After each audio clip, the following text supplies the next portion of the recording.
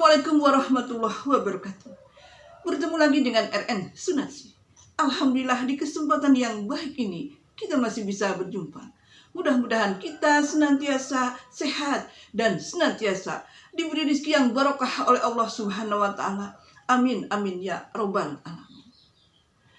Pada kesempatan ini saya ingin menyampaikan tentang bagaimana apa yang terjadi kepada kita ketika kita bertahan dengan orang-orang yang toksik. Kalau tidak salah ya, dulu saya pernah bikin video yang lama sekali. Saya udah membuat video tentang orang-orang yang toksik. Ya, di situ digambarkan orang-orang yang toksik itu adalah orang-orang yang memberi efek negatif kepada kita ya. Karena kalau kita misalkan selalu bergaul dengan orang-orang yang toksik, di kemudian hari kita pun akan menjadi orang-orang yang toksik. Kalau kita tidak memberi batasan, tidak memberi aturan yang jelas ketika kita berhubungan dengan orang-orang yang toksik. Kita memang ditakdirkan Tuhan ya, lahir ke permukaan bumi ini, lahir di permukaan bumi ini. Kita tidak bisa memilih dari keluarga mana kita keluar dan dari lingkungan sosial mana kita berada.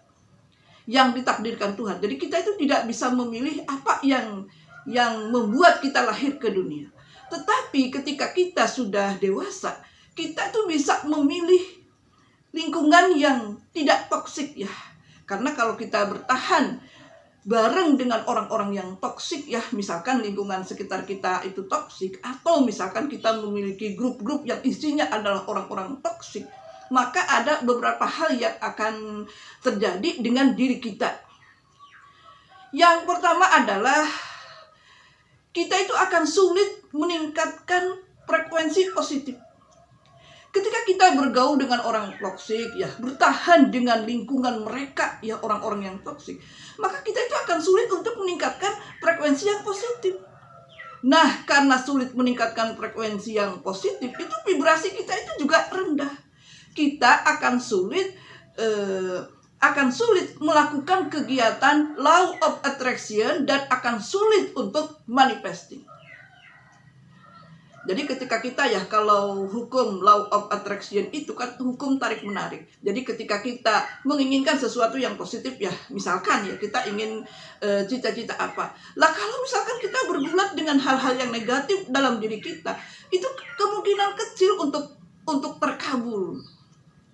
Karena hal yang positif akan menarik yang positif, hal yang negatif akan menarik yang negatif. Itu adalah hukum law of attraction.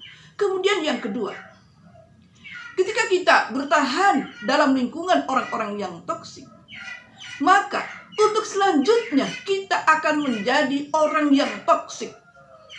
Jadi kita akan menjadi generasi toksik yang selanjutnya. Karena apa? Karena kita banyak menyerap pelajaran dari orang-orang yang toksik. Iya kan? Lingkungan sekitar kita toksik, apa-apa perbuatan-perbuatan mereka toksik, sehingga membuat kita menjadi generasi yang toksik buat orang lain.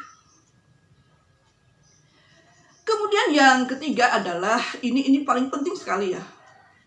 Ketika kita bertahan dalam lingkungan orang-orang yang toksik, maka kita itu akan menjadi sulit tumbuh dan sulit berkembang. Iya kan? Contohnya. Kita berada di lingkungan orang-orang yang suka gibah ya. Orang-orang yang suka gibah. Kemungkinan besar kita pun akan menjadi orang yang suka gibah. Meskipun sebelumnya kita tidak suka gibah, tetapi pertamanya kita mendengar, terus mendengar lagi, lama-lama kita kan akan menjadi suka gibah gitu. Jadi lingkungan yang toksik ini sebenarnya akan menghambat kita untuk tumbuh dan berkembang. Jadi akhlak kita tidak berkembang menjadi lebih positif, sosial ekonomi kita tidak berkembang menjadi yang positif karena berkutat dengan orang-orang yang negatif. Langkah selanjutnya bagaimana sih kalau kita misalkan tidak ingin bertahan dengan orang-orang yang toksik? Langkah selanjutnya, karena kita udah dewasa, kita tuh punya kesempatan untuk memilih tempat yang positif ya, yang memberikan aura positif, yang memberikan energi positif kepada kita. Jadi kita jangan bertahan dengan orang-orang yang negatif yang akan berbahaya bagi masa depan kita. Kalau misalkan lingkungan yang negatif ya, kalau misalkan ya ini kita masuk dalam grup WA misalkan, banyak sekali yang toksik ya, banyak sekali yang kok tidak sesuai dengan idealis kita begini kok dalam kenyataannya di grup WA ya, namanya grup WA kan grupnya kan heterogen ya, kok banyak yang negatif. Langkah selanjutnya kan lebih baik kita mencari grup yang positif ya, atau kita itu mending mandiri aja, artinya kita menseleksi lah, bergaul dengan lingkungan yang toksik itu, kita seleksi orang-orang mana saja yang bisa kita menjadi teman sharing, menjadi teman akrab gitu, orang-orang seperti apa saja. Jadi jangan sampai kita berteman akrab dengan orang-orang yang toksik, karena ini efeknya amat sangat besar sekali kepada kita, sehingga kita akan sulit menjadi orang yang tumbuh dan berkembang. Jadi langkah selanjutnya adalah kita harus out atau harus pergi dari lingkungan orang-orang yang toksik. Dan yang kedua, kita itu mencari lingkungan yang positif, yang memberi energi positif kepada kita, sehingga ketika kita berada di lingkungan yang positif, maka energi kita akan meningkat, frekuensi kita juga akan meningkat, sehingga ketika kita memiliki energi dan frekuensi yang positif, maka akan mengundang keberlimpahan, akan mengundang keberuntungan, akan mengundang kebahagiaan. Itu ya yang saya ketahui dari hukum law of attraction, bahwa ketika kita memiliki sifat-sifat positif maka akan mengundang hal-hal yang positif.